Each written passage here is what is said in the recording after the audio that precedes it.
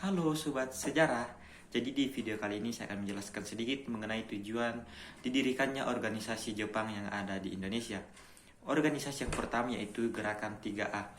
Nah, sebenarnya tujuan utama setiap organisasi yang didirikan oleh Jepang di Indonesia yaitu untuk memperoleh keuntungan dari bangsa Indonesia.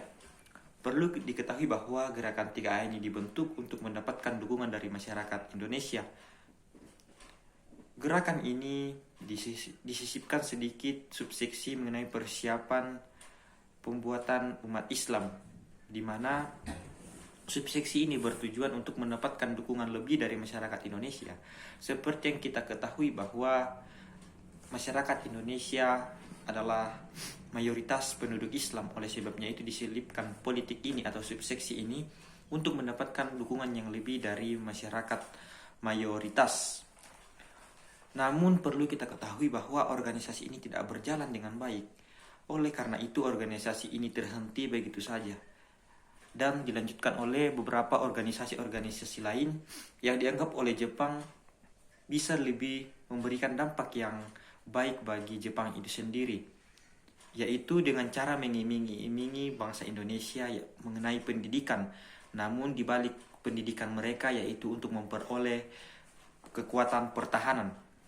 Nah, seperti yang kita ketahui bahwa organisasi-organisasi pertahanan ini bisa kita sebut dengan sebutan semi-militer. Organisasi semi-militer yang pertama yaitu penggerahan tenaga muda. Seperti yang kita ketahui bahwa tenaga pemuda memiliki peranan penting di dalam setiap negara.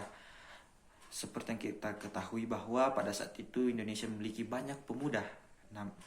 Namun bangsa Indonesia tidak mampu memanfaatkan pemuda itu sehingga Jepang mengambil ahli dengan mengiming-imingi pendidikan sehingga masyarakat Indonesia tertarik dalam organisasi ini. Nah, sebelum Jepang membentuk organisasi ini, Jepang sudah terlebih dahulu menjalankan didikannya kepada pemuda Indonesia supaya menjadi pemuda yang bertanggung jawab, disiplin, dan memiliki jiwa kesatria serta jiwa pejuang. Nah, organisasi yang kedua yaitu organisasi Senendan. Perlu kita ketahui bahwa organisasi ini kisaran umur dari 14 sampai 22 tahun. Pada awalnya organisasi ini hanya berkisar 3.500 orang. Namun karena organisasi ini dipandang baik oleh masyarakat karena mengajarkan mengenai pendidikan, akhirnya jumlah dari organisasi ini terus bertambah dari tahun ke tahun tanpa bangsa Indonesia sadari. Sebenarnya pendidikan yang mereka terima digunakan oleh Jepang untuk memanfaatkan tenaga mereka.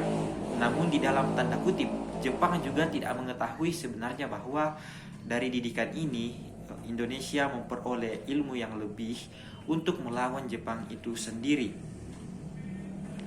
Nah, yang organisasi yang kedua yang ketiga dari organisasi semi militer ini adalah organisasi Kebodan, yaitu tingkatan dari organisasi Senendan ini, yaitu usia dari organisasi Kebodan yaitu sekitar 25 sampai 35 tahun. Nah, ketentuan utama untuk masuk organisasi ini yaitu berbadan sehat. Perlu kita ketahui bahwa setiap organisasi tentunya harus berbadan sehat.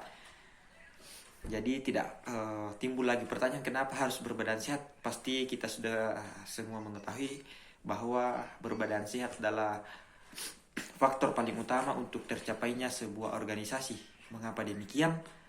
Karena kalau kita tidak sehat, tentunya dalam melakukan sebuah pekerjaan itu akan sangat menghalangi kita. Nah, apabila dilihat dari usia ini atau para anggota Kebodan adalah tingkatan dari Senendan atau bisa dibilang lebih matang dari organisasi Senendan. Jadi bertingkat seperti pada saat ini ada SMP, SMA, di mana mungkin Senendan adalah SMP dan Kebodan adalah SMA. Jadi bertingkat. Jadi pembentukan Kebodan ini memang dimaksudkan untuk membantu tugas polisi, misalnya menjaga lalu lintas dan menertibkan semua kegaduhan di tengah masyarakat. Namun sebenarnya tujuan utama dari setiap organisasi yang didirikan Jepang di Indonesia bahwa itu untuk mempertahankan wilayah Indonesia. Nah, jangan ada yang salah paham bahwa organisasi yang didirikan ini untuk mempertahankan wilayah Indonesia, dalam artian Jepang ingin mempertahankan wilayah Indonesia karena ingin menguasai sepenuhnya wilayah Indonesia dari penjajahan-penjajahan asing. Misalnya pada saat itu Belanda masih kembali ingin mengintai bangsa-bangsa Inggris, Jerman, itu ingin mengambil ahli bangsa Indonesia. Oleh sebabnya itu Jepang menciptakan organisasi-organisasi ini untuk melawan penjajahan tersebut, dan Indonesia percaya bahwa Jepang ini baik dengan mengadakannya pendidikan sebagian besar.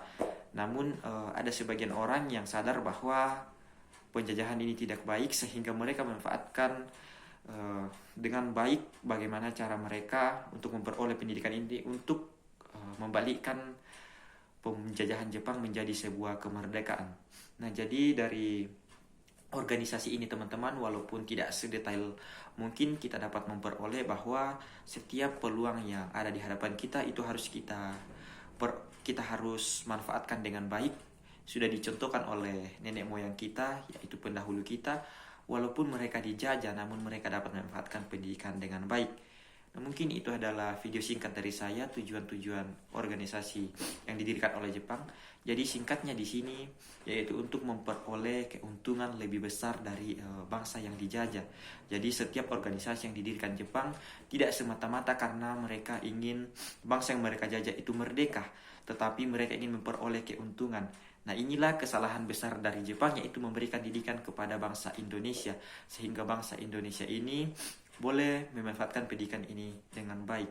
Nah, ini juga menjadi pelajaran bagi kita bahwa sesuatu yang kita mulai dengan tujuan yang tidak baik itu bisa menjadi bumerang bagi kita sendiri.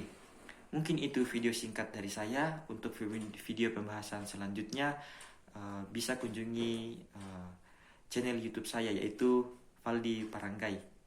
Mungkin itu dari saya. Terima kasih.